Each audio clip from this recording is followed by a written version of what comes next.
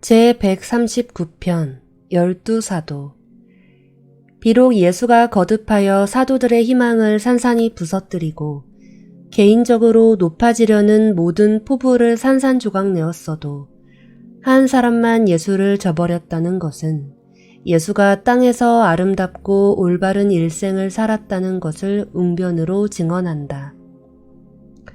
사도들은 예수로부터 하늘나라에 관하여 배웠다. 예수는 그들로부터 사람의 나라에 대하여 유란시아에서 그리고 시공에서 진화하는 다른 세계들에 사는 인간의 성품에 대하여 많은 것을 배웠다. 이 12사람은 많은 다른 종류의 인간 기질을 대표했고 교육을 받아서 비슷하게 만들어지지 않았다. 100년 전에 갈릴리의 이방 인구를 강제로 개종시킨 결과로서 이 갈릴리 어부들의 다수가 이방인의 핏줄을 상당히 지녔다. 사도들이 전부 무지하고 배우지 못했다고 여기는 잘못을 저지르지 말라. 알페오 쌍둥이를 제외하고 이들은 모두 회당 학교의 졸업생이었고 히브리 성서로 그리고 그 시절에 소용되는 많은 지식을 얻느라고 철저히 교육받았다. 7사람이 가버나움 회당 학교의 졸업생이었고 온 갈릴리에 그보다 더 좋은 유대인 학교가 없었다. 이 하늘나라 사자들이 무지하고 배우지 못했다고 너희의 기록들이 언급할 때 그들이 평범한 사람이라 랍비의 학문을 배우지 않고 랍비의 성서 해석 방법으로 훈련받지 않았다는 생각을 전하려 한 것이었다. 그들은 이른바 대학 교육이 모자랐다. 현대의 그들은 분명히 교육받지 못했다 생각되고 어떤 사회 집단에서는 교양이 없다고까지 생각될 것이다. 한 가지는 분명하니 모두가 똑같이 경직되고 판에 박힌 교육 과정을 거치지 않았다. 사춘기부터 계속 그들은 어떻게 사는가를 배우는 체험을 따로 가졌다. 1. 안드레, 처음 선택된 사도. 하늘나라 사도단의 단장 안드레는 가버나움에서 태어났다. 가족이 5, 자신, 아우 시몬, 세 누이인 집안에서 그는 맏아들이었다. 이미 돌아가신 그의 아버지는 가버나움의 고기잡이 항구 벳세다에서 물고기를 말리는 사업에서 전에 세베다와 동업자였다. 사도가 되었을 때 안드레는 미혼이었지만 결혼한 아우 시몬 베드로와 함께 거처를 정했다. 2사람은 어부였고 세베대의 아들들 야고보와 요한과 함께 동업자였다. 서기 26년 사도로 뽑힌 해에 안드레는 33살이었다. 예수보다 만 1살이 많았으며 사도들 가운데 가장 나이가 들었다. 뛰어난 혈통의 선조들로부터 내려왔고 12사도 중에서 가장 유능한 사람이었다. 웅변을 제외하고 상상할 수 있는 거의 모든 면에서 능력이 동료들과 같은 수준이었다. 예수는 안드레에게 별명, 친근한 호칭을 준 적이 없다. 그러나 사도들이 금방 예수를 주라 부른 것처럼 또한 우두머리에 해당하는 명칭으로 안드레를 불렀다. 안드레는 조직에 능했지만 행정에 더욱 유능한 사람이었다. 그는 핵심 집단인 4사도 중에 한 사람이었으나 예수가 그를 사도 집단의 우두머리로 세운 것은 동료들과 함께 계속 임무를 수행하는 것이 필요하게 만들었고 한편 나머지 3사람은 주와 아주 가깝게 친교하였다. 바로 마지막까지 안드레는 사도단의 감독으로 남아 있었다. 결코 효과 있는 설교자는 아니었어도 안드레는 개인을 상대로 일하는 유능한 일꾼이었다. 먼저 선택된 사도로서 즉시 아우 시몬을 예수에게 데려왔으니까. 하늘나라의 개척 선교사였고 시몬은 나중에 가장 위대한 하늘나라 전도자 중에 한 사람이 되었다. 안드레는 하늘나라의 사자로서 12사도를 훈련시키는 수단으로 개인적으로 일하는 계획을 이용하는 예수의 정책의 주요한 지지자였다. 예수가 사도들을 개인적으로 가르치든 군중에서 설교하든 안드레는 무슨 일이 있는지 보통 알고 있었다. 이해심이 있는 집행자요 유능한 행정가였다. 눈앞에 닥친 모든 문제를 신속히 결정하였고 권한 바깥 분야의 문제라고 판단될 경우에는 곧장 예수에게로 가져가곤 하였다. 안드레와 베드로는 인품과 기질이 무척 달랐지만 더할 나위 없이 서로 사이가 좋았다는 것은 칭찬받을 일로 영원히 기록되어야 한다. 안드레는 베드로의 웅변 능력을 질투한 적이 없었다. 나이가 위인 안드레 부류의 사람이 어리고 재주 있는 동생에게 그렇게 상당한 영향을 미치는 경우를 보기는 흔치 않을 것이다. 안드레와 베드로는 서로의 능력이나 업적을 조금이라도 시샘하는 듯 하지 않았다. 오순절날 저녁 늦게 대체로 힘차고 영감을 불러일으키는 베드로의 설교를 통하여 2,000명이나 하늘나라에 더해졌을 때 안드레는 아우에게 말했다. 나는 그렇게 할 수 없지만 그럴 수 있는 동생이 있어서 기쁘구나. 이에 베드로는 대답했다. 하지만 형이 나를 죽게 데리고 가고 끈질기게 나를 그에게 붙들어 두지 않았더라면 내가 이런 일을 하려고 여기에 있지 않았겠지. 안드레와 베드로는 통례에서 벗어난 예외였고 형제들도 평화롭게 살고 효과적으로 함께 일할 수 있다는 것을 증명한다. 오순절 뒤에 베드로는 이름이 났다. 그러나 나이가 위인 안드레는 시몬 베드로의 형이라고 소개를 받으며 여생을 보내는 것을 언짢아한 적이 없다. 모든 사도 가운데 안드레는 사람을 판단하는 데 가장 뛰어난 사람이었다. 다른 아무도 회개에서 무언가 문제가 있다고 의심하지 않았을 때에도 그는 가룟 유다의 마음속에서 문제가 일고 있음을 알았다. 그러나 두려워하는 것을 아무한테도 이야기하지 않았다.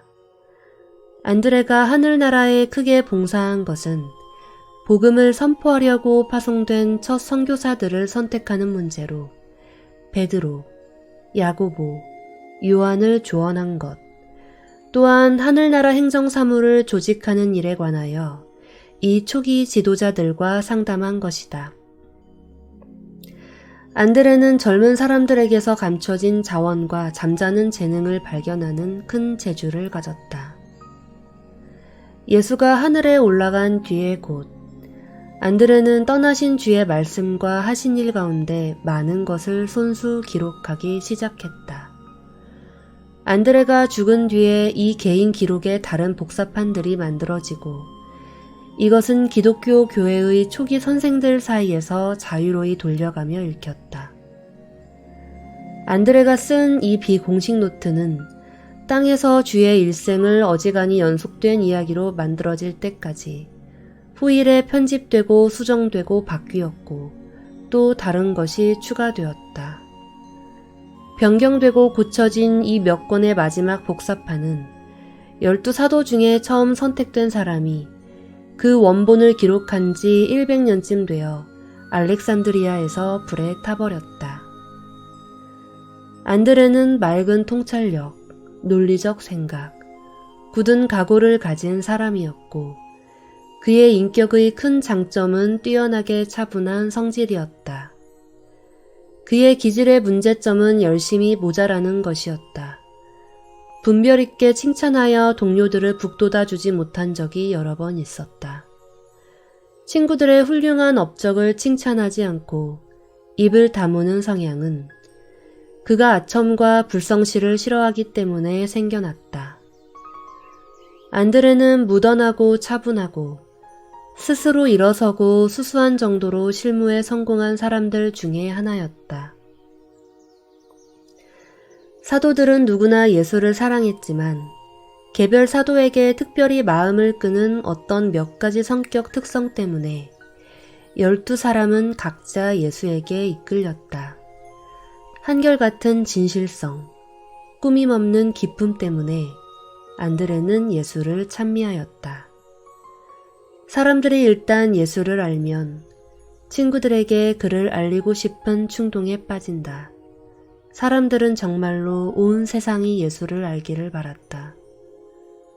후일의 박해로 인하여 마침내 사도들이 예루살렘에서 흩어졌을 때 안드레는 아르메니아, 소아시아, 마케도니아를 거쳐서 여행했다. 수천 명을 하늘나라로 인도한 뒤에 마침내 붙잡혀서 아카이아 지방의 파트라스에서 십자가에 못 박혔다. 이 튼튼한 사람이 십자가에서 숨이 끊어지기까지 꼬박 이틀이 걸렸고 이 비극의 시간 내내 하늘나라의 구원을 알리는 기쁜 소식을 계속 효과 있게 선포했다.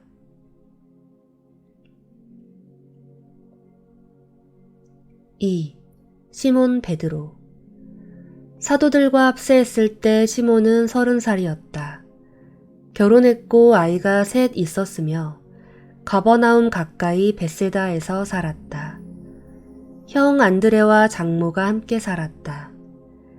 베드로와 안드레, 이 두 사람은 세베대의 아들들과 함께 고기잡이하는 동업자였다. 안드레가 시몬을 둘째 사도로 소개하기 전에 주는 얼마 동안 그를 알았다.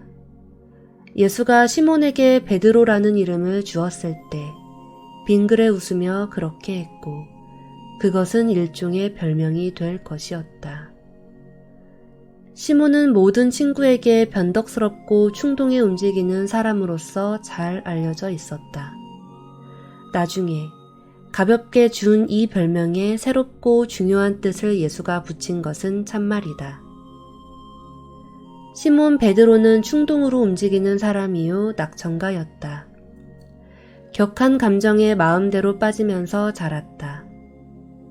생각 없이 말을 계속 뱉었기 때문에 끊임없이 공경에 빠졌다.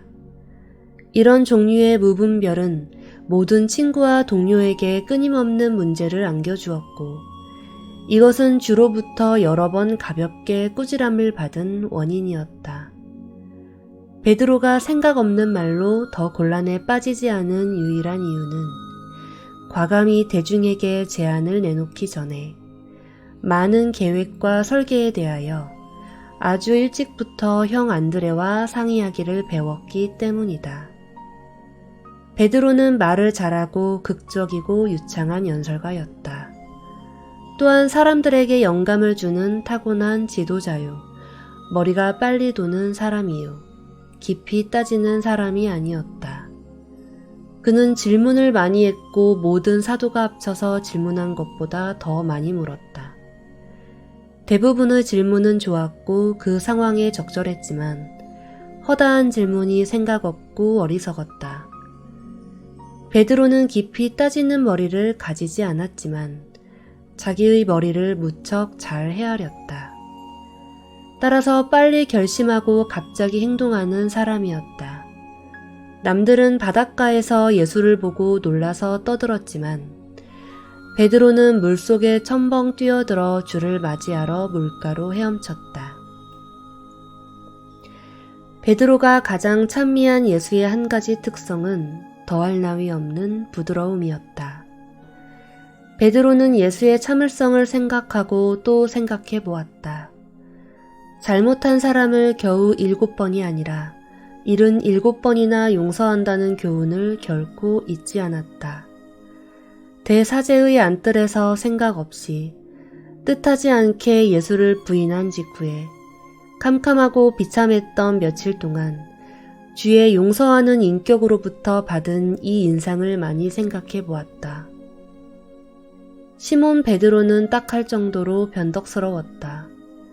갑자기 한 극단에서 다른 극단으로 행동이 달라지곤 했다. 처음에는 예수가 발 씻는 것을 물리쳤고 다음에 주의 대답을 듣고 나서 온 몸을 씻어달라고 빌었다. 그러나 결국 예수는 베드로의 결점이 머리에 있고 마음에 있지 않음을 알았다.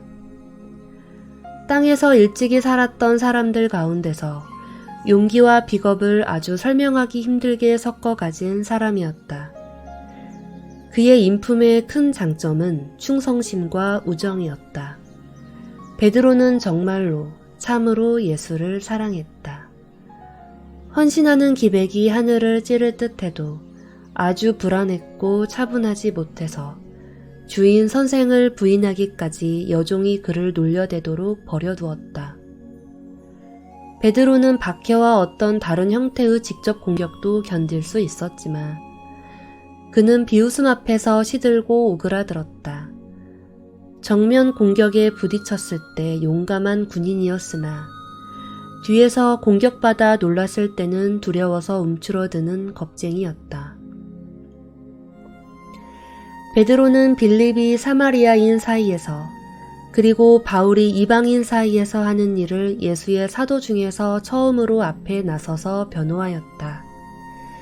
그래도 나중에 안티옥에서 비웃는 유대주의자들과 마주쳤을 때 그는 태도를 바꾸고 일시 이방인들로부터 물러났고 이렇게 하여 바울의 두려움 없는 비난을 받게 만들었다. 그는 사도들 가운데 처음으로 예수가 사람과 신의 성품을 한 몸에 가졌음을 진심으로 고백하였고 또 처음으로 유다를 빼고 예수를 부인한 사람이었다.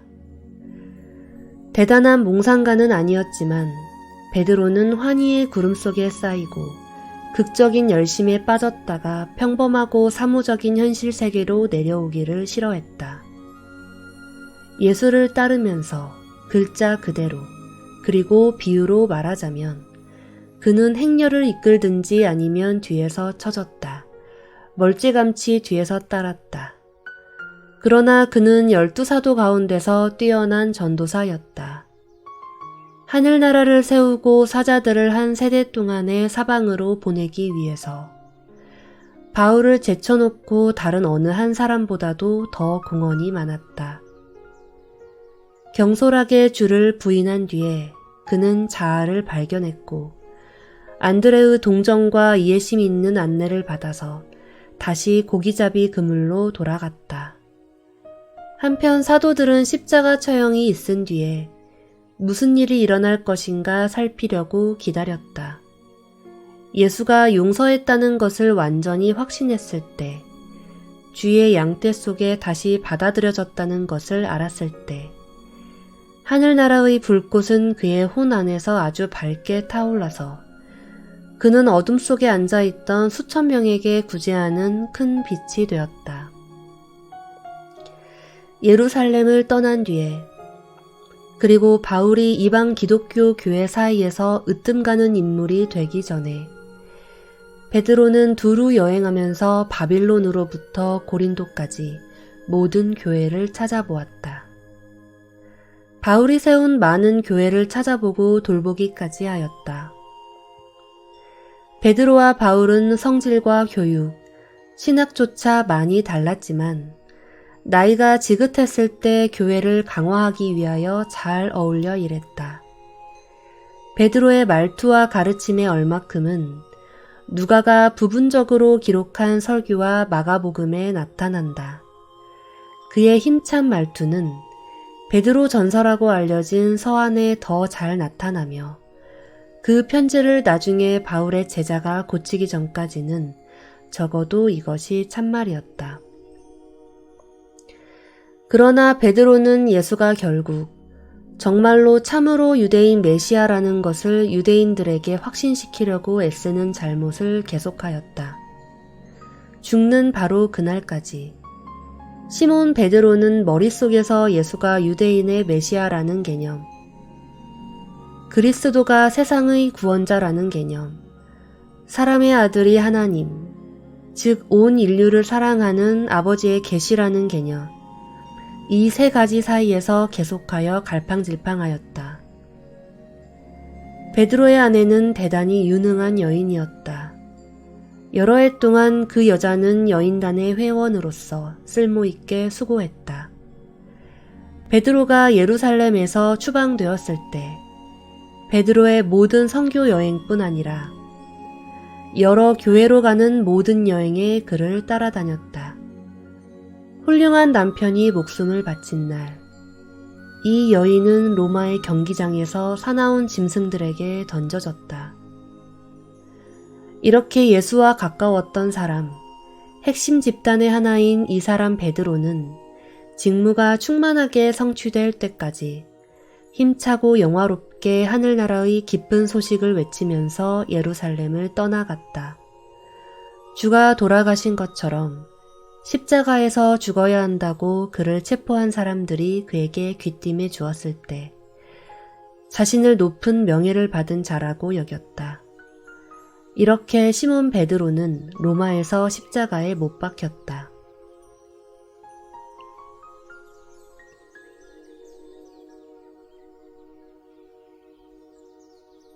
3. 야고보 세베대. 세베대의 두 아들인 사도들에게 예수는 우레의 아들이라는 별명을 지어주었다. 둘 중에 형인 야고보는 사도가 되었을 때 30이었다. 결혼하고 아이가 넷 있었고 가버나움의 교회 벳세다에서 부모 집 가까이 살았다. 그는 어부였고 아우 요한과 일행이 되어 안드레와 시몬과 손잡고 직분에 힘썼다. 야고보와 아우 요한은 사도들 가운데 누구보다도 예수를 더 오래 알았던 장점이 있었다. 이 유능한 사도의 기질은 모순 덩어리였다. 그는 정말로 두 가지 성품을 가진 듯하였고 그 두 가지가 격한 감정에 자극되었다. 분개심을 일단 충분히 건드렸을 때 그는 특히 격렬했다. 일단 적당히 도발되었을 때 그는 불같은 성미를 가졌고 폭풍이 가신 뒤에 그것이 전적으로 올바른 분개심의 표현이었다는 핑계를 대어 성낸 것을 언제나 정당화하고 변명하는 것이 그의 버릇이었다. 이렇게 이따금 분노를 터뜨리는 것을 제쳐놓고 야고보의 성격은 안드레의 성격과 무척 비슷했다.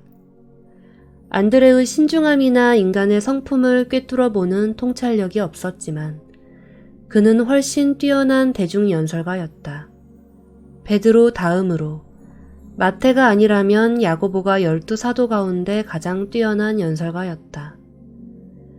야고보는 어떤 의미에서도 변덕스럽지 않았어도 하루는 조용하고 말이 없다가 다음 날에는 아주 훌륭한 연사요 이야기꾼이었다. 보통 예수와 함께 거리낌 없이 이야기했지만 12사도 가운데 한 번에 며칠씩 말이 없는 사람이었다. 한 가지 큰 약점은 어떤 이유인지 알 수 없게 조용한 이 시기가 가끔 찾아오는 것이었다. 야고보의 인격에서 뛰어난 모습은 한 가지 제안의 모든 면을 볼 수 있는 능력이었다. 모두 12사도 가운데서 예수의 가르침의 참 뜻과 중요성을 가장 가깝게 깨달았다. 처음에는 그도 주의 뜻을 알아차리는데 더디었지만 훈련을 마치기 전에 예수가 하신 말씀에 담긴 우수한 개념을 알아들었다. 야고보는 광범위한 인간 성품을 이해할 수 있었다. 다능한 안드레와 성급한 베드로, 그리고 말이 적은 아우 요한과 잘 어울렸다. 야고보와 요한이 함께 일하려고 애쓰면서 비록 어려움을 겪기는 했지만 그들이 얼마나 잘 어울렸는가 지켜보면 감동이 된다. 안드레와 베드로처럼 아주 잘 하지는 못했어도 두 형제, 특히 그렇게 고집세고 결의가 굳은 형제에게 보통 기대하는 것보다 이들은 훨씬 잘 어울렸다. 그러나 이상하게 보일 듯하지만 세베대의 이 두 아들은 낯선 사람들을 대하는 것보다 훨씬 더 서로에게 관대했다. 서로에게 무척 다정했고 언제나 행복한 놀이친구였다. 죽게 주제넘게 무례한 태도를 보였던 사마리아인들을 죽이라고 하늘에서 불을 불러내리고 싶어한 것은 이 우레의 아들들이었다. 그러나 야고보가 때이르게 죽은 것은 동생 요한의 격렬한 성질을 크게 고쳤다. 예수의 인품에서 야고보가 가장 감탄한 것은 주가 이해심으로 사람을 사랑하는 것이었다. 예수가 성공한 자와 그렇지 못한 자, 부자와 가난한 자를 이해하고 관심을 보인 것은 그의 마음을 크게 움직였다. 야고보 세베대는 안정된 사색가요 계획하는 사람이었다. 안드레와 함께 사도단에서 냉정한 축에 들었다. 활기가 넘치는 사람이었지만 결코 서두르지 않았다. 그는 베드로를 안정시키는 뛰어난 평형 바퀴와 같은 사람이었다. 그는 겸손하고 꾸밈없이 나날이 섬기는 사람이요 허세 부리지 않는 일꾼이었다. 하늘나라의 참 뜻에 관하여 무언가 일단 깨닫자 아무런 특별한 보상을 찾지 않았다. 야고보와 요한의 어머니에 관한 이야기에서도 그 여자는 자기 아들들에게 예수의 바른 편과 오른편 자리를 허락해달라고 요구했는데 이렇게 요청한 사람은 어머니였음을 기억해야 한다. 그러한 책임을 맡을 준비가 되어 있다고 의사를 밝혔을 때 그들은 주가 로마의 권력에 대하여 항거한다고 추측했고 그에 따르는 위험을 알고 있었으며 또한 그 값을 기꺼이 치르려 했음을 인식해야 한다. 그 잔을 마실 준비가 되어 있는가 예수가 물었을 때 그들은 그렇다고 대답했다. 야고보에 관해서 이 대답은 글자 그대로 참말이었다. 그는 주와 함께 그 잔을 마셨고 순교를 체험하는 첫 사도가 되도록 처신하였으며 헤롯 아그리빠의 칼에 일찍 이슬로 사라졌다. 이렇게 야고보는 12사도 중에서 맨 처음으로 하늘나라의 새 싸움터에서 목숨을 바쳤다.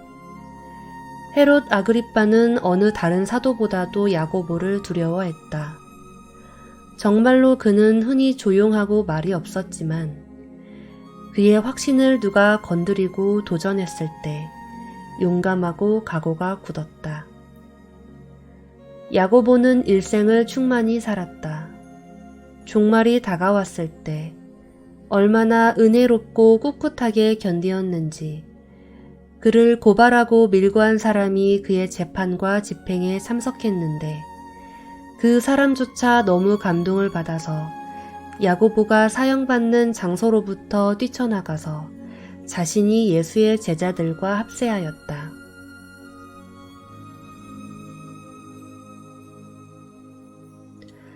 4. 요한 세베대 사도가 되었을 때 요한은 24살이었고 12사도 가운데 가장 나이가 어렸다. 그는 미혼이었고 부모와 함께 벳세다에서 살았다. 어부였고 안드레와 베드로와 동업하여 형 야고보와 함께 일했다.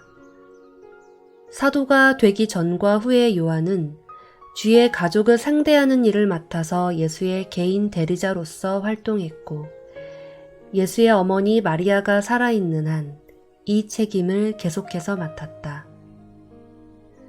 요한이 12사도 중에서 가장 나이가 어렸고 예수의 집안일을 담당하여 주와 가까이 관련되었기 때문에 주께 무척 소중하기는 했지만 그가 예수가 사랑한 제자였다고 진실로 말할 수는 없다. 예수처럼 그러한 관대한 인물이 사도들 중에 한 사람을 남보다 더 사랑해서 편애를 보인 죄가 있다고 너희는 도저히 의심하지 않을 것이다. 형 야고보와 함께 다른 사람들보다 예수를 더 오래 알았음은 말할 것도 없고 요한이 예수의 개인 조수 3사람 가운데 하나였다는 사실은 이 그릇된 생각을 더욱 그럴듯하게 만들었다. 베드로와 야고보와 요한은 사도가 된 뒤에 곧 예수에게 개인 조수로서 배치되었다. 12사도가 선택된 뒤에 얼마 안 있어 안드레를 그 집단의 우두머리로 행동하도록 임명했을 때 예수는 그에게 말했다. 나와 함께 있고 내 옆에 남아있으며 나를 위로하고 날마다 나의 피로를 보살피기 위하여 동료들 가운데 두셋을 배치하기를 이제 내가 바라노라. 안드레는 처음에 뽑힌 다음 새 사도를 이 특별 임무를 맡도록 고르는 것이 최선이라 생각했다.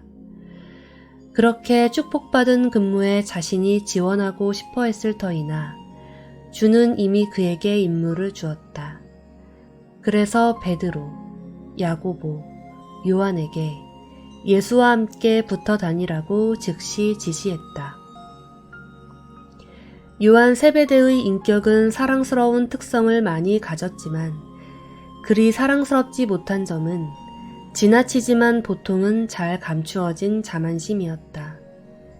예수와 오랫동안 교제한 것은 그의 인품에 크고 많은 변화를 주었다. 이 자만심은 크게 줄어들었으나 늙고 얼마큼 아이 같아진 뒤에 이 자존심은 어느 정도 다시 나타났다. 그래서 지금 그의 이름을 지닌 복음을 기록하는 작업을 하면서 나단에게 지시할 때 나이 지긋한 사도는 서슴지 않고 자신을 예수가 사랑한 제자라고 거듭 언급했다. 땅에서 다른 어느 필사자보다 요한은 예수의 절친한 친구에 가까웠고 허다한 문제에서 예수가 선택한 개인 대표자라는 사실에 비추어서 자기가 예수가 사랑한 제자라고 여기게 되었다는 것이 이상하지는 않으니 자신이 예수가 빈번히 이를 맡긴 제자였음을 아주 확실히 알았기 때문이다. 요한의 인격에서 가장 좋은 특징은 신뢰할 수 있는 성품이었다. 즉시 행동하고 용감하며 충실하고 헌신적이었다. 가장 큰 약점은 그의 특징인 이 자만심이었다. 자기 집안에서 가장 나이가 어린 사람이요. 사도 중에서 가장 나이가 어렸다.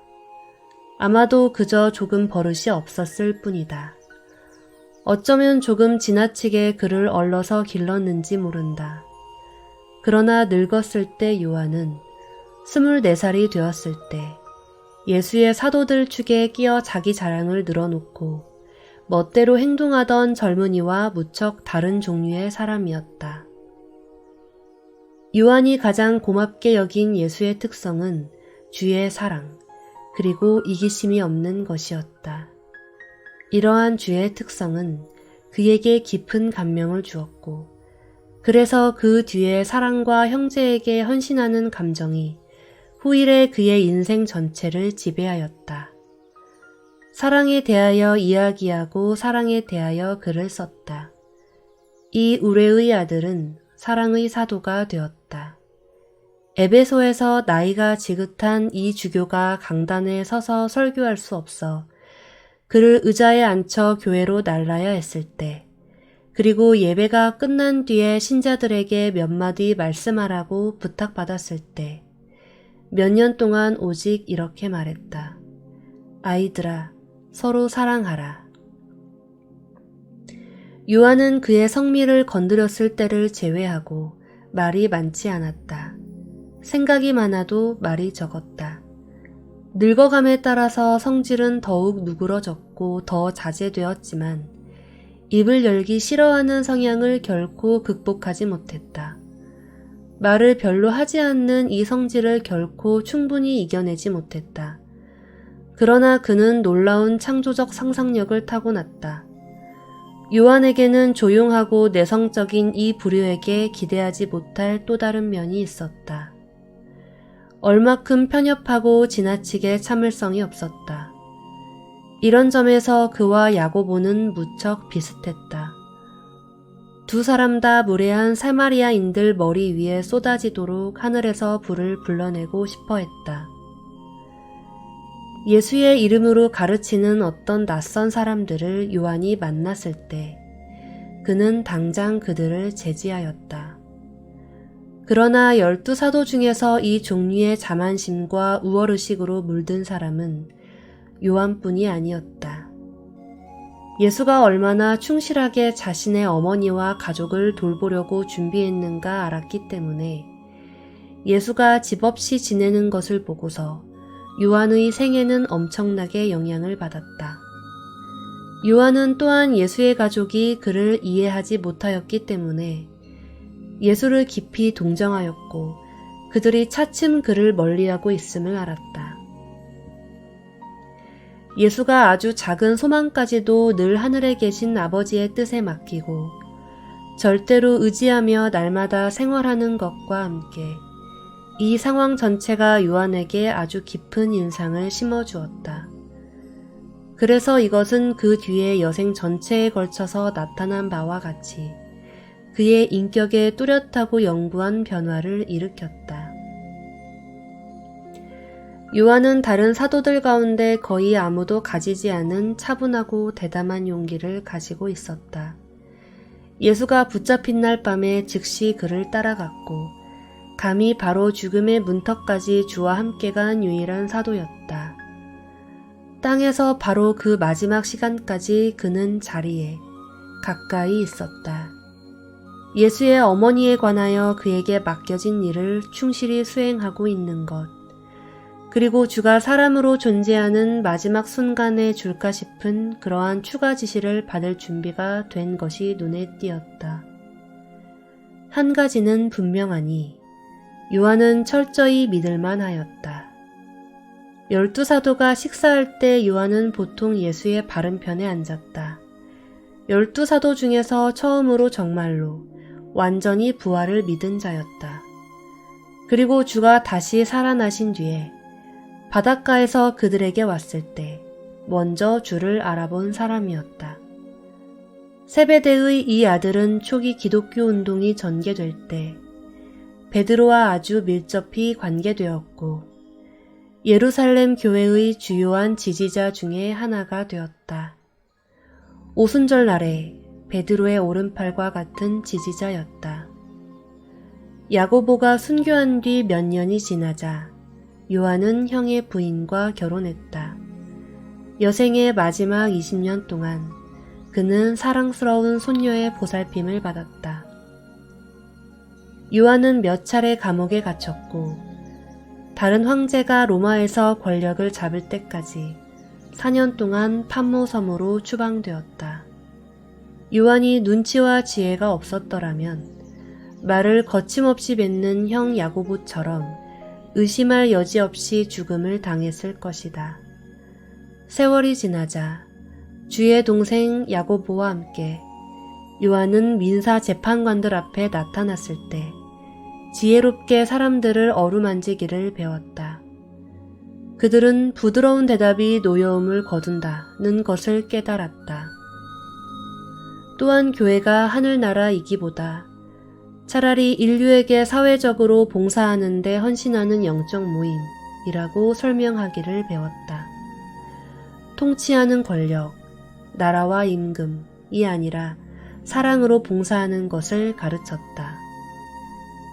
판모섬에 잠시 추방되었을 때 요한은 계시록을 썼고 너희는 그것을 이제 대단히 축소되고 왜곡된 형태로 가지고 있다. 이 계시록은 큰 계시 중에 살아남은 조각들을 담고 있다. 요한이 쓴 뒤에 계시의 큰 부분들이 없어졌고 다른 부분들은 제거되었다. 조각나고 불순물이 섞인 형태로만 간직되었다. 요한은 많이 여행하고 끊임없이 수고했으며 아시아 교회들의 주교가 된 뒤에 에베소에서 주저앉았다. 99살이 되었을 때 에베소에서 이른바 요한에 따른 복음을 쓰는 작업을 하면서 동료 나단을 지도했다.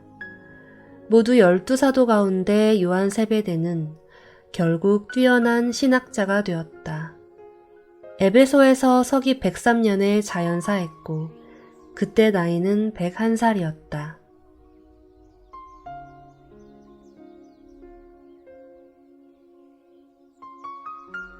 5. 호기심 많은 빌립.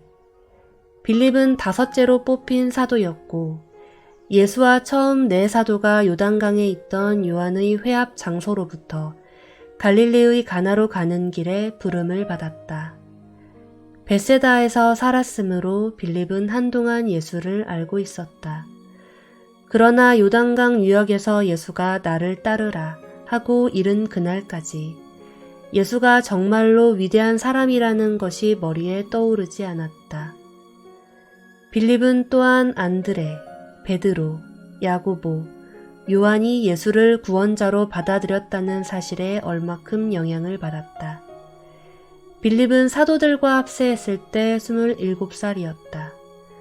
최근에 결혼했지만 이때 아이가 하나도 없었다.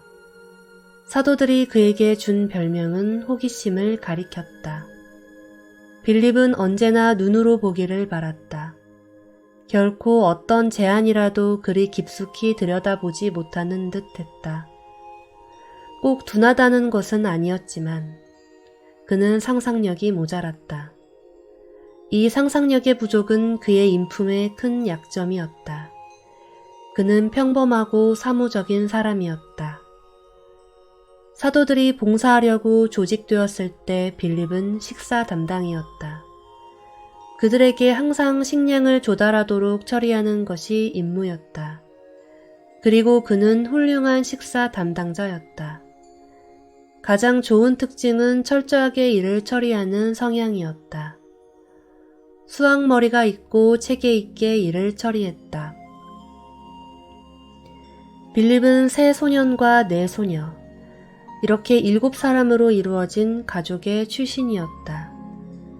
위에서 둘째로 나이가 많았고 주가 부활하신 뒤에 가족 전체를 하늘나라에 들어가도록 세례를 주었다. 빌립의 친척들은 어부였다. 아버지는 대단히 유능한 사람이요 깊이 생각하는 사람이었으나 어머니는 아주 평범한 가족 출신이었다. 빌립은 큰일 하기를 기대할 수 있는 사람이 아니었으나 작은 일을 대단한 방법으로 잘 처리하고 쓸만하게 해낼 수 있는 사람이었다. 4년 동안 오직 몇 번 모든 사람의 필요를 충족시키기 위하여 먹을 것을 마련하지 못했다. 그들의 일생을 따라 생겼던 많은 긴급시의 필요에도 그가 준비되지 않은 적이 드물었다. 사도 일행의 식당 부서는 총명하고 유능하게 관리되었다. 빌립의 장점은 꼼꼼하게 일을 확실히 처리하는 것이었다. 그의 체질에서 약점은 전혀 상상력이 없는 것, 둘에 둘을 더해서 넷을 얻는 능력이 없는 것이었다. 추상적으로 수학을 알았지만 상상력을 적극적으로 이용하지 못했다. 그는 어떤 종류의 상상력이 거의 통째로 모자랐다. 그는 날마다 보는 평범한 보통 사람의 전형이었다. 예수가 가르치고 설교하는 것을 들으려고 온 군중 속에는 그러한 남녀가 허다하게 있었고 그들은 주의 자문위원회에 자기들과 같은 사람이 명예로운 자리에 올라 있는 것을 지켜보고 큰 위로를 얻었다. 그들은 자기들과 같은 사람이 이미 하늘나라 일에 높은 자리를 찾았다는 사실에 용기를 얻었다. 빌립의 어리석은 물음을 아주 참을성 있게 듣고 그렇게 여러 번 식사 담당자가 보여달라는 요청을 따르면서 예수는 어떤 인간의 머리가 어떤 식으로 작용하는가 많이 배웠다. 빌립이 그렇게 끊임없이 찬미한 예수의 한 가지 성질은 한없는 너그러움이었다. 빌립은 예수에게서 자라 보이거나 아까워하거나 구두쇠 같은 성향을 결코 찾을 수 없었고 그는 언제나 어김없이 아끼지 않고 베푸는 이 태도를 존경했다. 빌립의 성격에는 인상적인 것이 거의 없었다. 때때로 안드레와 베드로가 사는 마을 베세다의 빌립으로 언급되었다. 그는 앞을 헤아리는 성견이 거의 없었다. 주어진 상황에서 극적 가능성을 깨달을 수 없었다. 비관적인 것이 아니라 그는 다만 평범했다. 또한 영적 통찰력이 크게 모자랐다. 주의 가장 심오한 어느 강론 한가운데서 어리석게 보이는 질문을 하려고 서슴지 않고 예수를 멈추게 하곤 했다. 그러나 그렇게 생각이 모자라는 것 때문에 예수는 한 번도 그를 나무라지 않았다. 예수는 참을성 있게 그의 말을 들었고 그에게 가르침에 더 깊은 의미를 깨닫는 능력이 없음을 헤아렸다. 이런 답답한 질문을 하는 것 때문에 한번 꾸짖으면 이 정직한 사람을 다칠 뿐 아니라 그러한 꾸지람은 빌립의 마음을 너무 상하게 하여 다시는 마음 놓고 묻지 않을 것을 예수는 잘 알았다.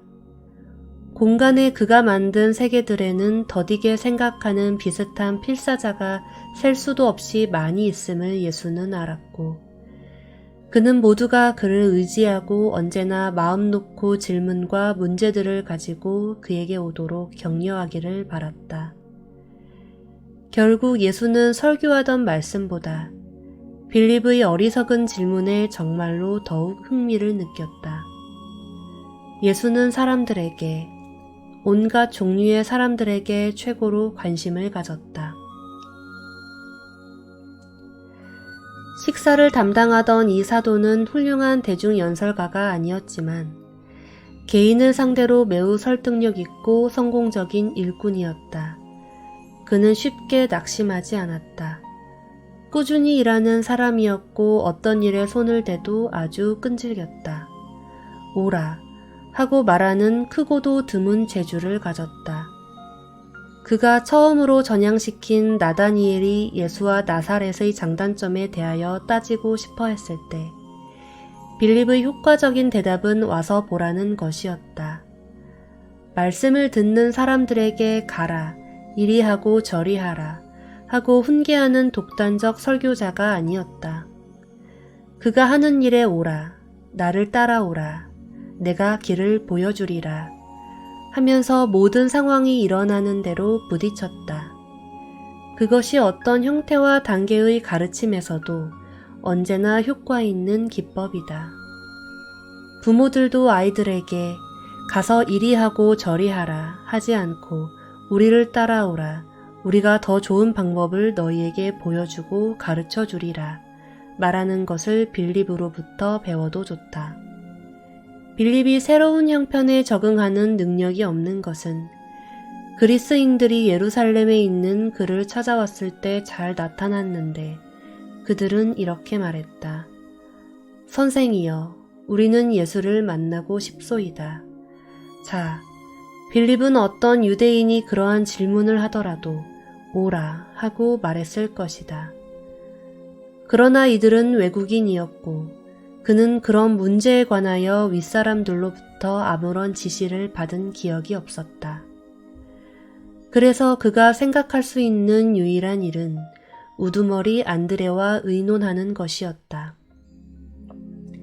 그리고 나서 두 사람은 수소문하는 그리스인들을 예수에게 데리고 갔다. 마찬가지로 사마리아로 들어가서 주한테서 지시를 받은 대로 신자들에게 설교하고 세례를 주었을 때 그는 이들이 진리의 영을 받았다는 표시로 개종한 사람들에게 손 얹기를 삼갔다.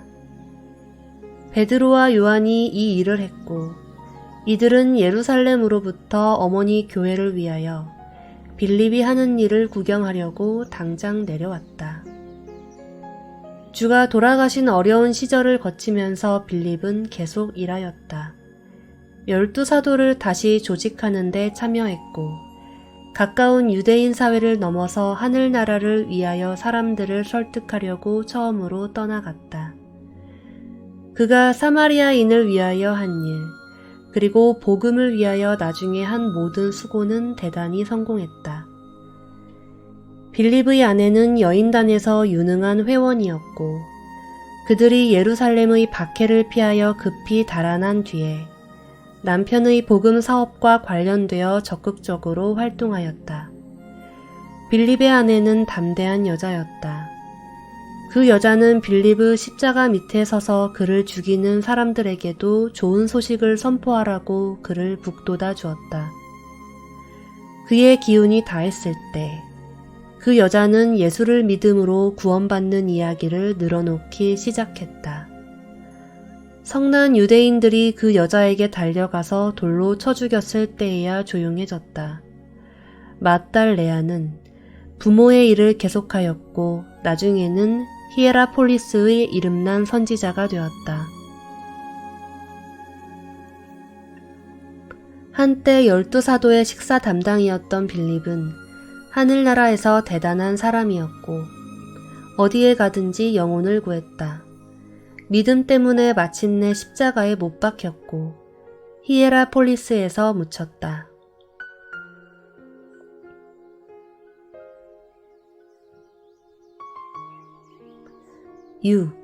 정직한 나다니엘. 나다니엘은 주가 스스로 고른 여섯째이자 마지막 사도였고 친구 빌립이 그를 예수에게 데리고 갔다. 그는 빌립과 몇 가지 사업에 관련되었고 그들이 예수와 마주쳤을 때 빌립과 함께 세례자 요한을 보려고 내려가는 길이었다. 나다니엘은 사도들 틈에 끼었을 때 25살이었고 그 무리에서 둘째로 나이가 어렸다. 그는 식구가 7인 집안에서 가장 어리고 미혼이었다. 그는 늙고 허약한 부모의 유일한 기둥이었고 부모와 함께 가나에서 살았다. 형제와 누이들은 결혼했거나 죽었고 아무도 거기서 살지 않았다. 12사도 가운데 나다니엘과 가룟 유다가 가장 교육을 잘 받은 사람이었다. 나다니엘은 전에 상인이 되려고 생각했다. 예수 자신은 나다니엘에게 별명을 주지 않았으나 12사도는 곧 정직과 성실을 나타내는 명칭으로 그를 언급하기 시작했다. 그는 속임수가 없었다. 이것은 그의 큰 미덕이었고 그는 정직하고도 성실했다. 그 인격의 약점은 자부심이었다. 그의 집안, 그가 살던 도시, 그의 명성과 민족을 아주 자랑스러워하였고 너무 지나치지 않으면 이 모두가 칭찬할 만한 것이었다. 그러나 나다니엘의 개인적 편견은 극단으로 치우치는 경향이 있었다. 자신의 개인 의견에 따라서 사람들을 미리 판단하는 성향이 있었다. 예수를 만나기도 전에 나사렛에서 어떤 좋은 것이 나올 수 있느냐 하고 서슴지 않고 물었다. 그러나 자만심이 있어도 나다니엘은 완고하지 않았다. 한번 예수의 얼굴을 보자 그는 얼른 생각을 바꾸었다. 여러 면에서 나다니엘은 12사도 가운데 이상한 천재였다. 사도 중에 철학자요 몽상가였지만 무척 실용적 종류의 몽상가였다. 한때는 깊은 철학에 잠기었다가 다음에는 보기 드문 우스운 농담을 하곤 하였다. 적당히 기분이 내키었을 때 그는 아마도 12사도 가운데 최고의 이야기꾼이었다. 예수는 심각한 것과 쓸데없는 것에 대하여 나다니엘이 길게 연설하는 것을 듣기를 대단히 좋아했다. 나다니엘은 차츰차츰 예수와 하늘나라를 더 진지하게 받아들였지만 결코 자신을 중요하게 생각하지는 않았다. 사도들은 모두 나다니엘을 사랑하고 존경했다. 그는 가룟 유다를 제외하고 사도들과 더할 나위 없이 잘 어울렸다. 유다는 나다니엘이 사도 직분을 충분히 진지하게 여기지 않는다고 생각했고 한 번은 분별도 없이 몰래 예수에게 가서 그에 대하여 불평하였다. 예수는 말했다. 유다야, 네 걸음을 조심하여라. 네 직분을 너무 크게 여기지 말라. 우리 가운데 누가 형제를 판단할 능력이 있느냐? 자녀들이 인생의 심각한 일만 함께하는 것이 아버지의 뜻이 아니라 내가 되풀이하노니 육체를 입은 내 동포가 기쁨과 즐거움과 생명을 더욱 풍성히 가지도록 내가 왔노라. 그러면 유다야, 가서 너에게 맡겨진 일을 잘하고 형제 나다니엘로 하여금 하나님께 자신을 변명하도록 버려두라. 많은 비슷한 체험의 기억과 함께 이 기억은 자신을 속이는 가룟 유다의 가슴속에 오래 남아 있었다. 여러 번 예수가 떠나서 베드로, 야고보, 요한과 함께 산에 있고 사도들이 긴장하고 일이 얽혔을 때 안드레조차 위로받지 못한 형제들에게 무슨 말을 할까 불안해할 때 나다니엘은 얼마큼의 철학이나 번쩍이는 유머, 그것도 고상한 유머로 긴장을 풀어주곤 했다. 나다니엘의 의무는 12사도의 가족을 돌보는 일이었다. 그는 때때로 사도회의에서 자리를 비웠다. 병이나 심상치 않은 어떤 일이라도 그가 책임지고 있는 한 사람에게 일어났다는 말을 들었을 때 한시가 급하게 그 집으로 갔기 때문이다. 12사도는 자기 집안의 복지가 나다니엘의 손에서 안전히 지켜진다는 것을 알고서 안심하고 쉬었다. 나다니엘은 예수의 너그러움 때문에 그를 아주 존경했다. 그는 사람의 아들이 얼마나 마음이 넓고 관대한가 생각해보고 또 생각해보았다. 나다니엘의 아버지 바돌로뮤는 오순절 뒤에 곧 돌아가셨다. 그 뒤에 이 사도는 메소포타미아와 인도로 가서 하늘나라의 기쁜 소식을 외치고 신자들에게 세례를 주었다. 동료들은 한때 그들의 철학자요 시인이요 우스운 이야기꾼이 어떻게 되었는가 결코 알지 못했다. 그러나 비록 후일에 기독교 교회를 조직하는 데 참가하지 않았어도 그는 또한 하늘나라에서 위대한 사람이었고 주의 가르침을 퍼뜨리느라고 많은 공헌을 세웠다. 나다니엘은 인도에서 죽었다.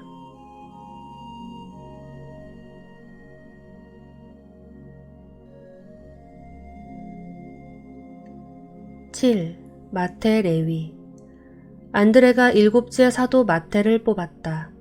마태는 징세원, 즉 세리의 가족에 속했지만 자신은 그가 살던 가버나움에서 세금 걷는 사람이었다. 그는 31살이었고 결혼하고 4아이가 있었다. 어느 정도 재물이 있는 사람이었고 사도단에 속하면서 얼마큼이라도 재산이 있는 유일한 사람이었다. 훌륭한 사업가요. 사회에서 잘 교제하는 사람이었고 친구를 만들고 매우 다양한 사람들과 잘 어울리는 재주를 가졌다. 안드레는 마태를 사도들의 재무 담당자로 세웠다.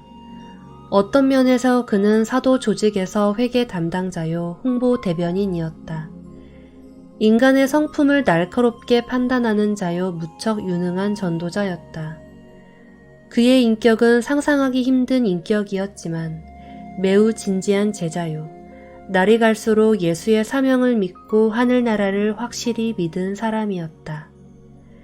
예수는 레위에게 별명을 준 적이 없었지만 동료 사도들은 보통 그를 돈줄이라 불렀다.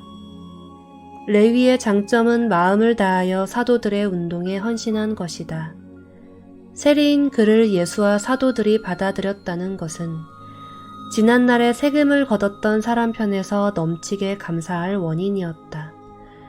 그러나 나머지 사도들이 특히 열심당원 시몬과 가룟 유다가 그들 중에 세리가 있다는 것을 납득하는 데는 얼마큼 시간이 좀 걸렸다. 마태의 약점은 인생을 근시안으로 그리고 물질적으로 보는 관점이었다. 그러나 여러 달이 지나는 동안에 그는 이 모든 면에서 크게 나아졌다. 물론 금고를 채우는 것이 임무였으므로 교육이 있던 가장 귀중한 기간에 그는 자주 자리를 비워야 했다. 마태가 가장 고맙게 여긴 것은 주의 용서하는 성품이었다. 오직 믿음이 하나님을 발견하는 사업에 필요하다는 것을 지치지 않고 되풀이하곤 했다. 언제나 하늘나라를 하나님을 발견하는 이 사업이라 말하기를 좋아했다. 비록 과거가 있는 사람이었어도 마태는 훌륭하게 처신했고 시간이 지나자 동료들은 세리의 성과를 자랑스럽게 여기게 되었다. 그는 예수의 말씀에 대하여 광범위하게 노트를 적은 사도들 중에 하나였다. 이 노트는 나중에 예수의 말씀과 행적을 적은 이사돌의 이야기의 기초로 쓰였으며 그 이야기는 마태에 따른 복음이라 알려지게 되었다. 가버나움의 실업가요. 세금 걷는 사람이었던 마태의 위대하고 쓸모 있었던 생애는 후세를 통해서 수천의 다른 실업가, 관리, 정치가도 나를 따르라 이르는 쥐의 매력 있는 목소리를 듣도록 인도하는 수단이 되었다. 마태는 정말로 날카로운 정치가였지만 예수에게 뜨겁게 충성했고 다가오는 하늘나라 사자들에게 적절히 자금이 조달되도록 처리하는 일에 더할 나위 없이 헌신했다. 마태가 12사도 사이에 있는 것은 자신이 종교적 위안을 받을 수 없는 처지에 빠진 지 오래다고 여긴 낙심하고 버림받은 큰 무리의 사람들에게 하늘나라의 문을 활짝 열어놓는 수단이었다. 버림받고 절망하는 남녀들이 예수의 말씀을 들으려고 모였고 그는 결코 한 사람도 돌려보내지 않았다. 마태는 믿는 제자들과 주의 가르침을 직접 듣는 사람들로부터 자유롭게 내는 헌금을 받았으나 결코 드러내놓고 군중에게 돈을 요청하지 않았다. 조용하고 개인적인 방법으로 모든 재물을 돌보았고 관심 있는 신자들 중 재력이 있는 부류로부터 대부분의 돈을 거뒀다. 그리 많지 않은 자기 재산의 거의 전부를 주와 사도들의 일에 바쳤지만 이것을 전부 알고 있던 예수를 제외하고 그들은 이렇게 돈 낸 것을 눈치채지 못했다. 예수와 동료들이 그의 돈을 더럽게 여길까 두려워서 마태는 공개적으로 사도의 기금에 기부하기를 망설였다. 그래서 그는 다른 신자들의 이름으로 많이 냈다. 초기에 몇 달 동안 그들 사이에 그가 끼어 있는 것이 얼마큼 실현이라는 것을 알았을 때 마태는 그가 낸 헌금이 날마다 먹는 빵을 그들에게 자주 공급했다는 것을 알려주고 싶은 유혹을 크게 받았지만 항복하지 않았다. 세리를 천시하는 증거가 나타났을 때 레위는 그가 후하게 기부했음을 그들에게 드러내고 싶어 속이 끓어올랐지만 언제나 그럭저럭 잠자코 견디었다. 한 주에 헌금이 필요하다고 예상한 금액에 미치지 못했을 때 레위는 자주 자기 개인 재산을 많이 꺼내 쓰곤 하였다. 때때로 예수의 가르침에 크게 흥미가 생겼을 때 필요한 헌금을 간청하지 못한 것 때문에 자신이 충당해야 하는 것을 알았어도 그는 남아서 가르침 듣기를 더 좋아하였다. 그러나 레위는 많은 돈이 그의 주머니로부터 나왔다는 것을 예수가 알았으면 하고 얼마나 바랐는지 주가 이것을 다 알고 있음을 전혀 깨닫지 못했다. 박해가 시작된 뒤에 그가 하늘나라 복음을 선포하러 떠났을 때 실질적으로 무일푼이 되었을 때 정도까지 마태가 그들에게 기부한 사람이었다는 것을 어느 사도도 모르고 죽었다. 이 박해 때문에 신자들이 예루살렘을 버렸을 때 마태는 북쪽으로 여행하면서 하늘나라의 복음을 전도하고 신자들에게 세례를 주었다. 옛 사도 동료들에게 그의 소식이 끊어졌지만 그는 전도하고 세례를 주면서 계속하여 시리아, 카파도치아, 갈라시아, 비티니아, 트레스를 거쳐갔다. 트레스 지방의 리시마키아에서 어떤 믿지 않는 유대인들이 로마 군인들과 짜고 그를 죽음으로 몰았다. 얼마 전에 주가 땅에 머물렀을 때 그의 가르침으로부터 아주 확실히 배운 구원을 믿으면서 다시 태어난 이 세리는 승리를 거두고 죽었다.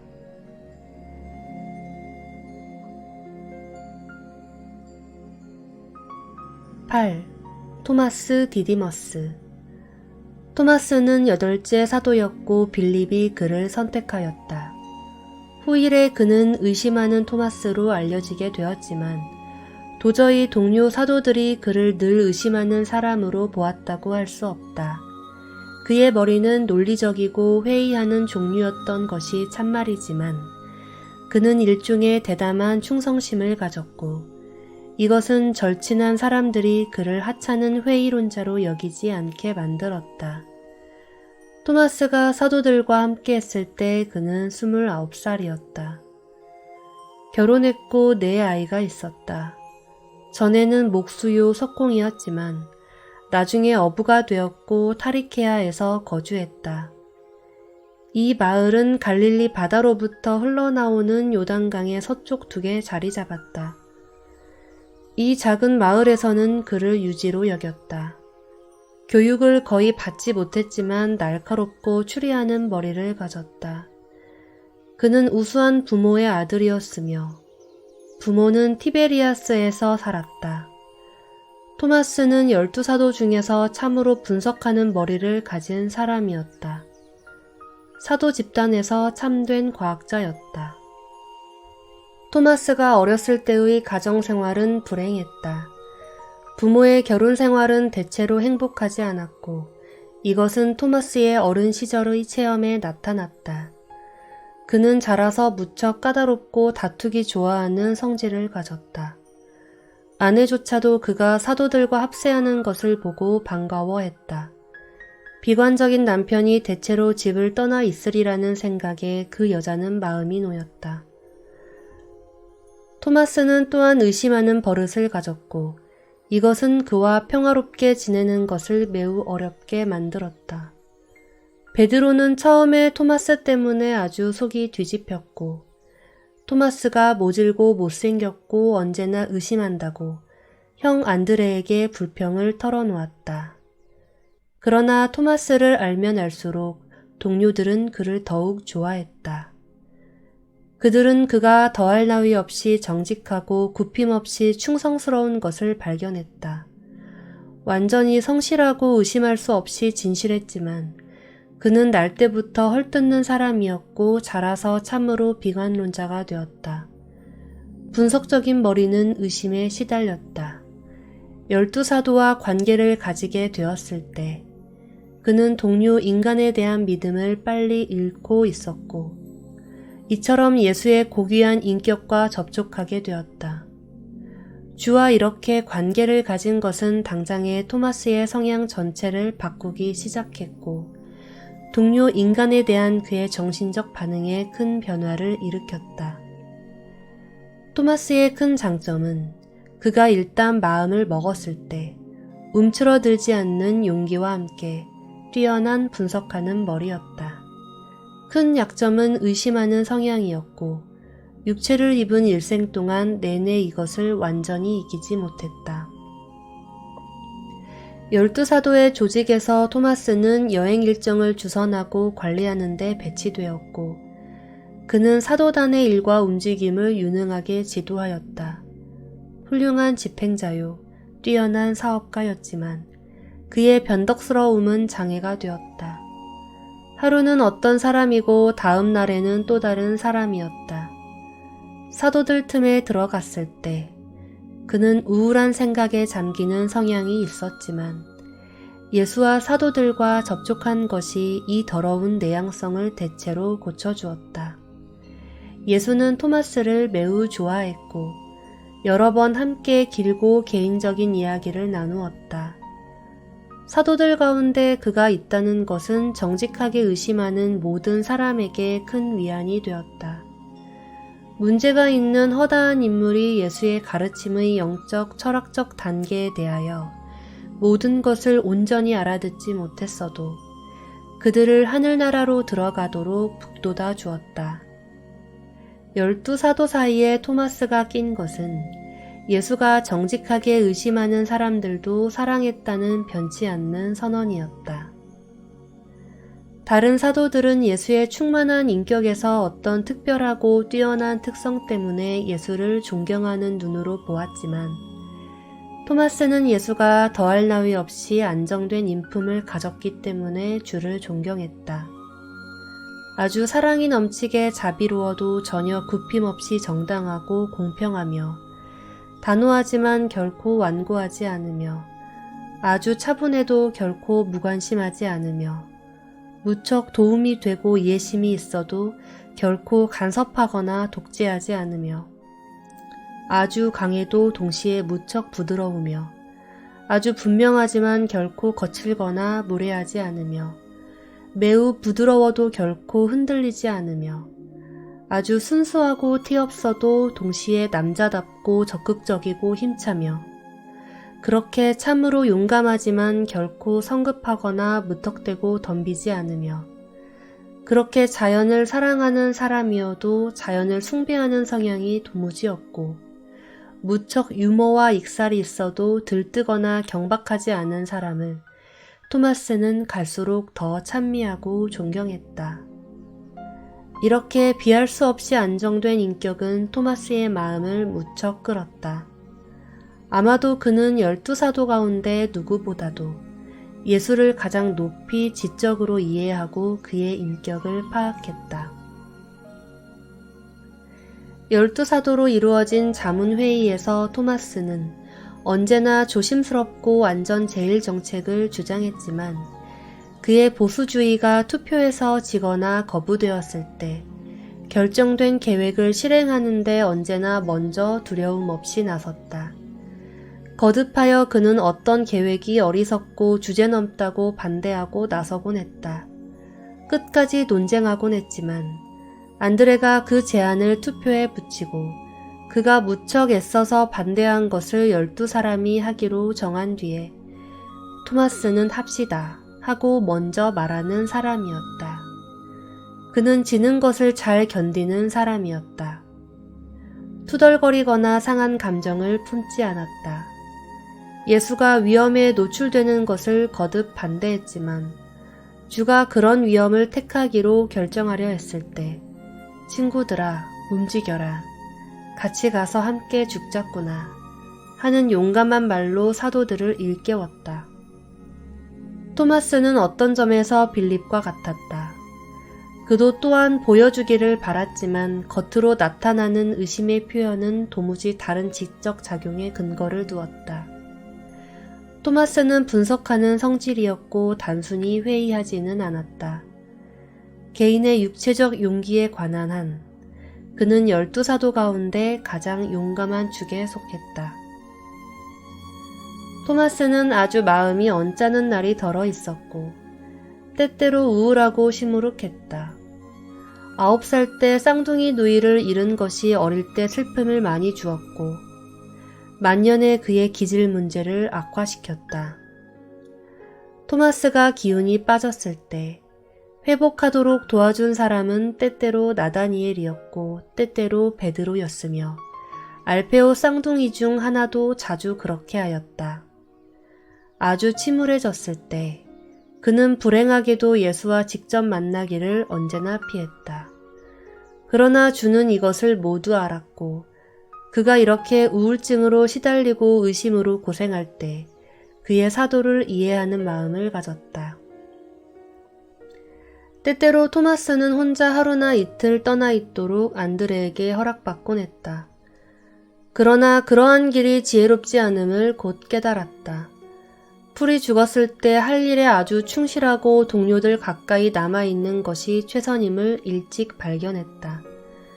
감정의 변화가 있는 생활에서 무슨 일이 일어나든 상관없이 계속 사도의 노릇을 하였다.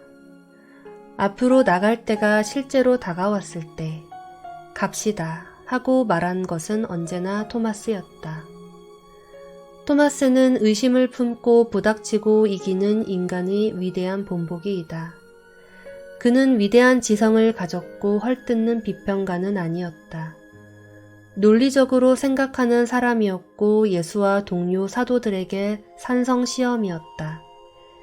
예수와 그의 일이 진정하지 않았더라면 토마스와 같은 사람을 처음부터 끝까지 붙들어 둘 수 없었다. 그는 사실에 대하여 날카롭고 확실한 감각을 가졌다. 사기나 속임수가 처음 나타나는 순간에 토마스는 그들 모두를 버렸을 것이다. 과학자들은 예수와 그가 땅에서 한 일에 관하여 모든 것을 이해하지 못할지 모른다.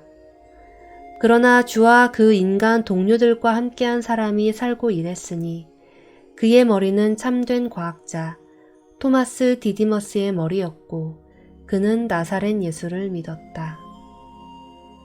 토마스는 재판과 십자가 처형이 있던 시절에 시련을 견디었다. 한동안 절망의 늪에 빠졌지만 용기를 불러일으키고 사도들에게 충실했고 갈릴리 바다에서 예수를 환영하려고 함께 있었다.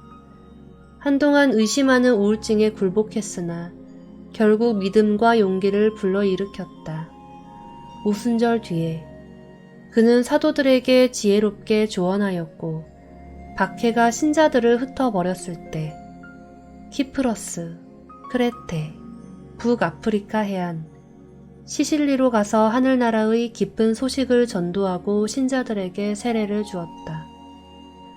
로마 정부의 관리들에게 체포되고 말타에서 처형될 때까지 토마스는 줄곧 전도하고 세례를 주었다. 죽기 바로 몇 주 전에 그는 예수의 일생과 가르침에 관하여 글을 쓰기 시작하였다.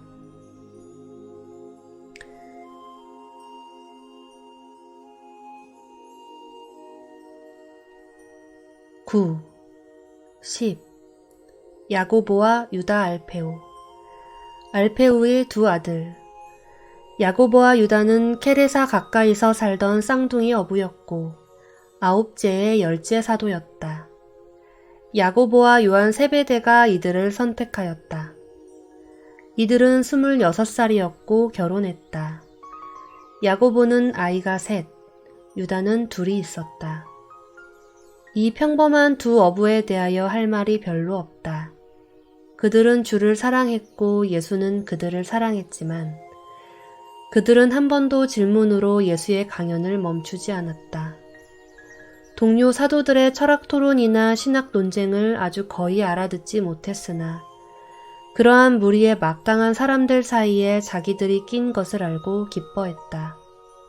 이 두 사람은 용모, 정신의 특성, 영적 이해의 범위가 거의 동일했다. 한 사람에 관하여 이렇다고 말해도 좋다면 다른 사람에 관하여도 그렇다고 적어야 한다. 안드레는 이들을 군중을 정리하는 일에 배치했다.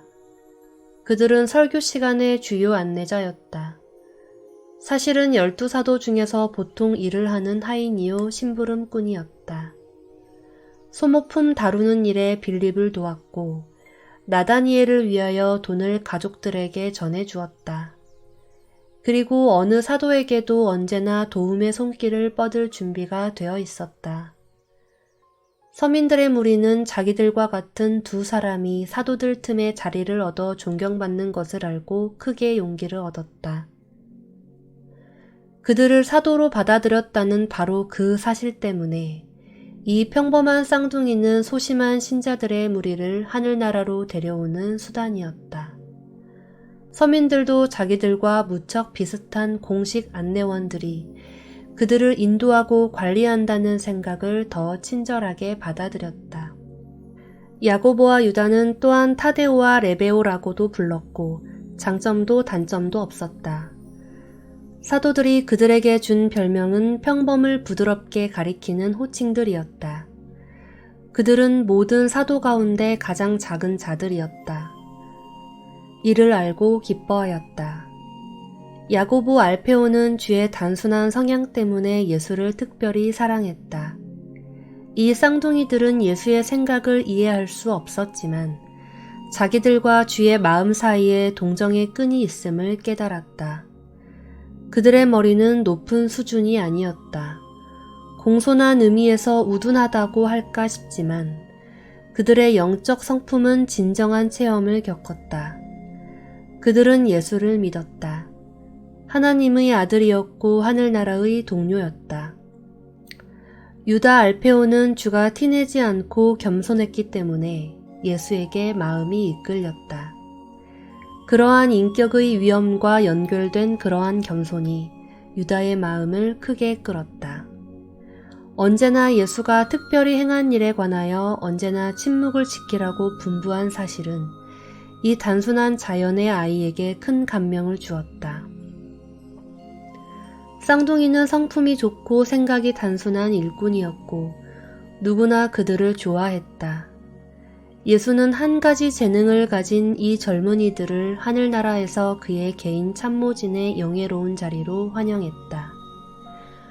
공간의 세계들에 셀 수 없이 많은 다른 사람, 그렇게 단순하고 겁에 질린 사람들이 있으며 마찬가지로 자신과 함께 그리고 그가 쏟아부은 진리의 영과 함께 적극적이고 믿는 모임에 이들을 환영하기를 바라기 때문이다. 예수는 하찮은 신분을 업신여기지 않고 오직 죄와 악을 업신여긴다.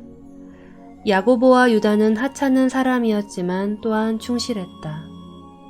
단순하고 무지했어도 또한 마음이 넓었고 친절하고 너그러웠다. 어떤 부자가 재산을 팔아치우고 가난한 자를 돕지 않으면 주가 전도사로 받아들이지 않겠다고 거절한 그날, 이 겸손한 사람들은 얼마나 고마운 마음으로 자랑스러워했는가. 사람들이 이 이야기를 듣고 그 쌍둥이가 조언자들 사이에 있음을 보았을 때 예수가 사람을 차별하지 않는 분임을 분명히 알았다. 그러나 오직 신의 제도, 하늘나라가 그러한 평범한 인간의 기초 위에 언제라도 세워질 수 있었다. 예수와 가졌던 모든 관계에서 겨우 한두 번 쌍둥이는 대중 앞에서 감히 물었다. 주가 터놓고 자신을 세상에 드러내는 것에 관하여 이야기했을 때 유다는 예수에게 물어볼 흥미를 한번 가졌다. 12사도 사이에 아무런 비밀이 이제 더 없으리라는 것에 조금 실망을 느끼고 그는 감히 물었다. 그러나 주여, 이렇게 당신이 세상에 자신을 선포하시면 어떻게 당신의 선함을 특별히 나타내시어 우리를 우대하시겠나이까? 쌍둥이는 끝까지 심판과 십자가 처형과 절망이 있던 그 어두운 날까지 충실하게 섬겼다. 예수를 믿는 중심 신앙을 결코 잃지 않았고 요한을 빼고 그의 부활을 처음으로 믿은 사람들이었다. 그러나 하늘나라가 서는 것을 이해할 수 없었다. 주가 십자가에 못 박힌 뒤에 곧 가족에게 그리고 고기잡이 그물로 돌아갔고 그들의 일은 끝났다.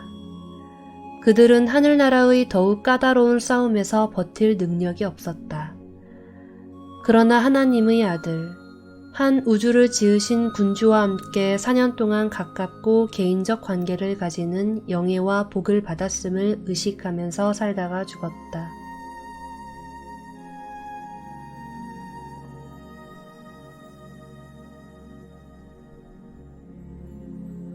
(10일) 열심당원 시몬. 시몬 베드로가 11째 사도, 열심당원 시몬을 선택하였다. 그는 좋은 가문을 가진 유능한 사람이었고 가족과 함께 가버나움에서 살았다. 사도들 틈에 끼었을 때 28살이었다. 그는 불같은 선동자요 또한 생각지 않고 떠벌리는 사람이었다. 열심당이라는 애국 조직에 온통 열중하기 전에 그는 가버나움에서 상인이었다. 열심당원 시몬에게는 사도 무리의 오락과 휴식을 맡는 책임이 주어졌다. 그는 12사도의 노는 생활과 오락 활동을 매우 효과 있게 조직한 사람이었다. 시몬의 장점은 영감을 불러일으키는 충성심이었다. 하늘나라로 들어가는 일을 결심하지 못하고 갈팡질팡하는 남자나 여자를 만났을 때 사도들은 시몬을 찾으러 보냈다.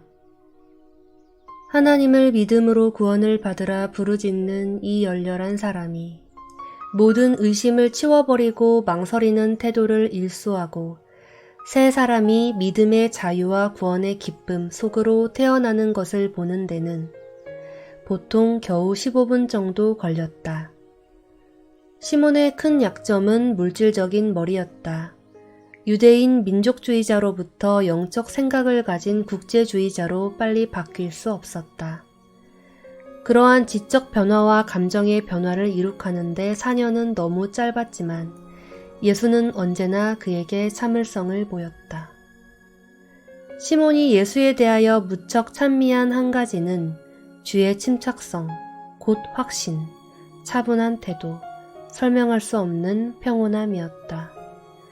시몬은 과격한 혁명가요 두려움 없이 사람을 부추기는 선동자였어도 땅에는 평화요 사람들 사이의 선의를 힘차고 유능하게 전도하는 사람이 되기까지 불같은 성품을 차츰차츰 다졌다.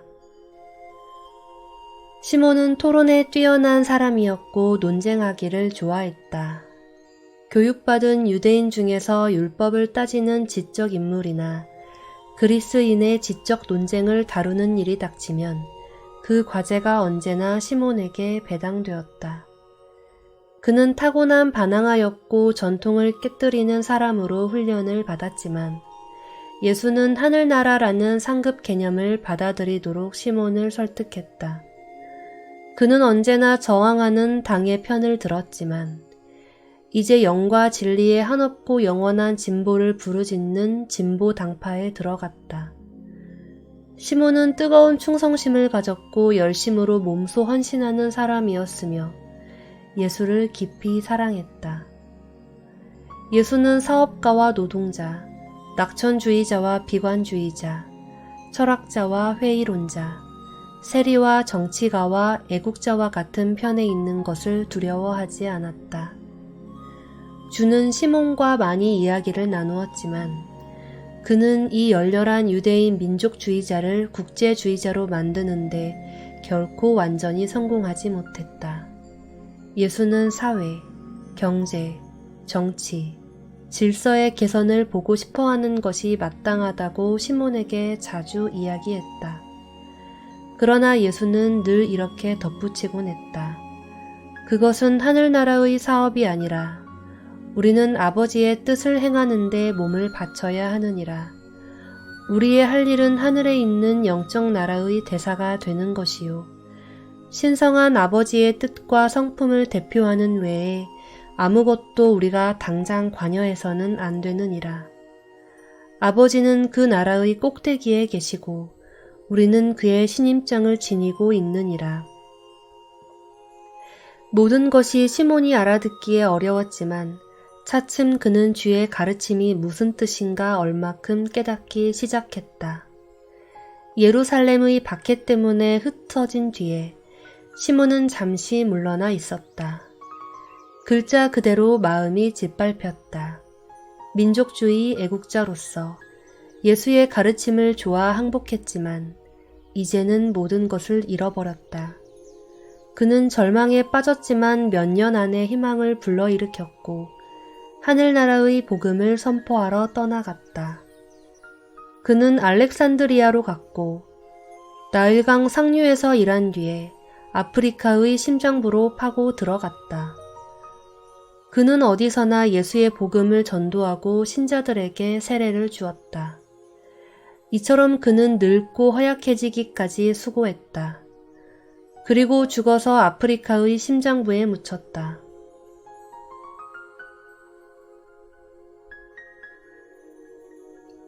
12. 가룟 유다. 나다니엘이 12째 사도 가룟 유다를 골랐다. 그는 유대 땅 남부의 작은 마을 케리옷에서 태어났다. 소년이었을 때 부모는 예리고로 이사했고 그곳에 살면서 세례자 요한의 설교와 일에 관심을 가지게 될 때까지 아버지의 여러 사업에서 고용되었다. 유다의 부모는 사두개인이었고 아들이 요한의 제자들과 합류했을 때 그와 인연을 끊었다. 나다니엘이 타리케아에서 유다를 만났을 때 그는 갈릴리 바다의 남쪽 끝에서 물고기 말리는 사업에서 일자리를 찾고 있었다. 사도들과 합세했을 때 30이었고 미혼이었다. 12 가운데 아마도 교육을 가장 많이 받았고 주의 사도 집단에서 유일하게 유대지방 사람이었다. 유다에게는 인격의 장점인 두드러진 특징이 하나도 없었다. 하지만 겉으로 교양 있는 사람처럼 보이는 습관과 훈련받은 버릇을 가졌다. 머리가 잘 도는 사람이었으나 언제나 참으로 정직하게 생각하는 사람은 아니었다. 유다는 정말로 자신을 이해하지 못했다. 자신에게 정말로 성실하지 않았다. 안드레는 유다를 12사도의 회계로 임명했고 이것은 그가 맡기에 더할 나위 없이 적당한 직책이었다. 주를 배신하기 직전까지 그는 정직하고 충실하고 아주 유능하게 맡은 직무를 수행했다.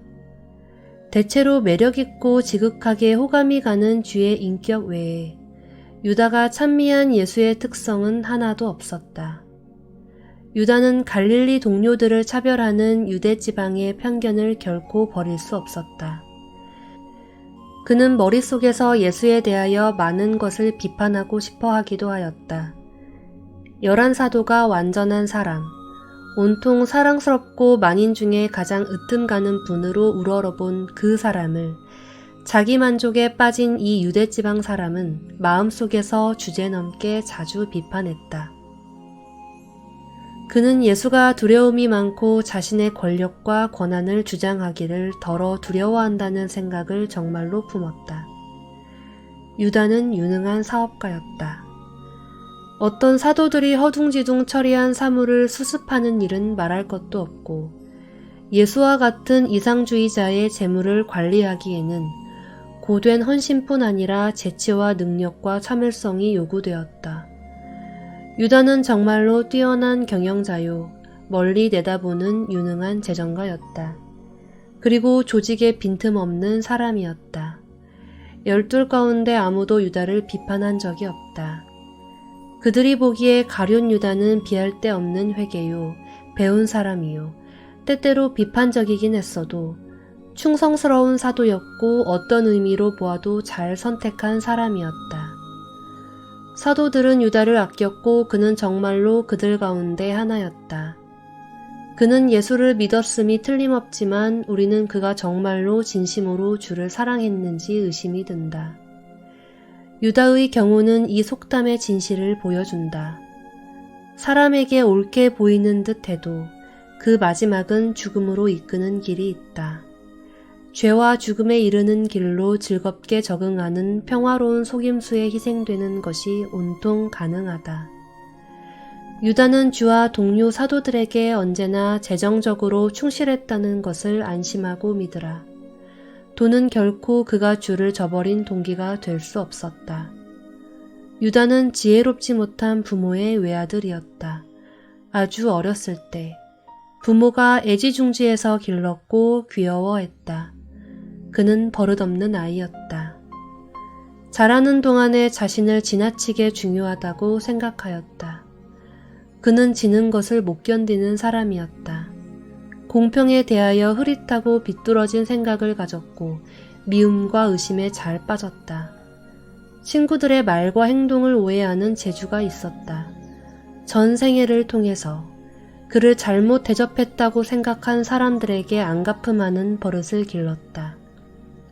가치와 충성의 감각에 결함이 있었다. 예수에게 유다는 믿음의 모험이었다. 처음부터 주는 이 사도의 약점을 충분히 이해했고 그를 사도 모임에 들어오게 하는 위험을 잘 알았다. 그러나 모든 지음받은 존재에게 구원받고 살아남도록 충분하고 똑같은 기회를 주는 것이 하나님의 아들들의 성품이다.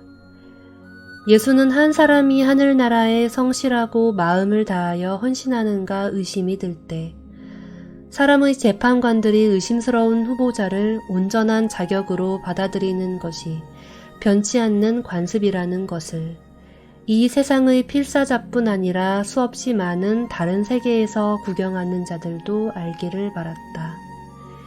영생의 문은 누구에게나 활짝 열려 있다. 오고 싶은 자는 누구나 와도 좋다. 오는 사람의 믿음 외에 아무런 제한이나 자격 조건이 없다. 이것이 어째서 예수가 유다로 하여금 맨 끝까지 계속하도록 버려두고 약하고 혼란에 빠진 이 사도를 변화시키고 구원하려고 항상 가능한 모든 일을 했는가 하는 바로 그 이유이다. 그러나 빛을 정직하게 받아들이고 그에 따라 충실하게 살지 않을 때 빛은 그 혼 안에서 어두움이 되는 경향이 있다. 예수의 하늘나라 가르침에 대하여 유다는 지적으로 자랐지만 다른 사도들처럼 영적 인격을 얻는데 진전이 없었다. 그의 개인적 영적 체험은 만족스럽게 진보하지 못했다. 유다는 개인적으로 겪은 실망에 갈수록 더 속을 끓이는 사람이 되었고 드디어 그는 분개심의 희생이 되었다. 기분을 여러 번 상했고 가장 좋은 친구들, 아니 주까지도 비정상으로 의심하게 되었다. 얼마 안 되어 복수하려고 무엇이든지, 그렇다. 동료들과 주를 저버리기까지 안갚음하려는 생각에서 헤어나지 못했다. 그러나 사악하고 위험한 이러한 생각은 고마워하는 어떤 여인이 비싼 향이 든 상자를 예수의 발 앞에 깨뜨린 그날까지 분명한 모습을 갖추지 않았다. 유다에게 이것은 낭비인 듯 하였다. 그의 공개적 항의가 모든 사람이 듣고 있는 바로 그 자리에서 예수에게 싹 묵살되었을 때 그것은 너무했다. 그 사건은 쌓이고 쌓였던 모든 미움, 상처, 악의, 편견, 질투, 그리고 일생 최대의 원한을 가지도록 결정하였고 그는 누구에게 할까 몰랐던 안갚음을 하기로 작정했다. 그러나 그 사건에서 어쩌다 예수가 주요한 인물이었다는 바로 그 이유 때문에 그의 불행한 생애의 모든 더러운 연극에서 죄 없는 한 사람에게 자기 성품에 담긴 모든 악을 뚜렷하게 쏟아부었고 그 사건은 진보하는 빛의 나라로부터 그가 스스로 택한 어두움의 땅으로 건너간 것을 표시하였다. 주는 여러 번 개인적으로 그리고 대중 앞에서 그가 그르치고 있다고 유다에게 경고했지만 신의 경고는 마음이 상한 인간의 성품을 다루는데 보통 쓸모가 없다.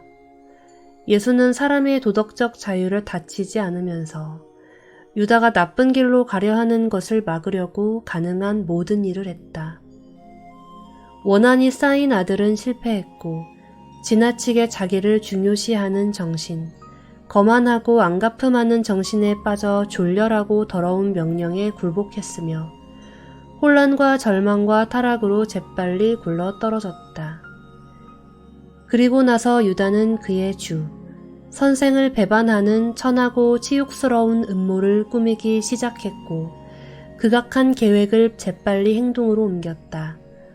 분노로 싹이 튼 배반 계획이 진행되는 동안 그는 뉘우침과 부끄러움을 몇 순간 겪었다. 정신이 맑은 이 기간에 마음이 약해져서 자신의 머릿속의 하나의 변명으로서 예수가 아마도 권능을 행사하여 마지막 순간에 자신을 구할지 모른다는 생각을 품었다. 더럽고 죄 많은 일이 모두 끝났을 때 오랫동안 품었던 복수 욕구를 채우려고 은화 30잎의 친구 팔기를 가벼이 여긴 이 변절한 필사자는 달려나가서 필사 존재의 현실을 도피하는 연극에서 마지막 행위를 저질렀다. 목숨을 끊었다. 11사도는 소름이 끼쳤고 소스라치게 놀랐다. 예수는 배반자를 불쌍히 여길 뿐이었다. 세계들은 유다를 용서하기 어려움을 깨달았고 방대한 우주에서 두루 그의 이름을 피하게 되었다.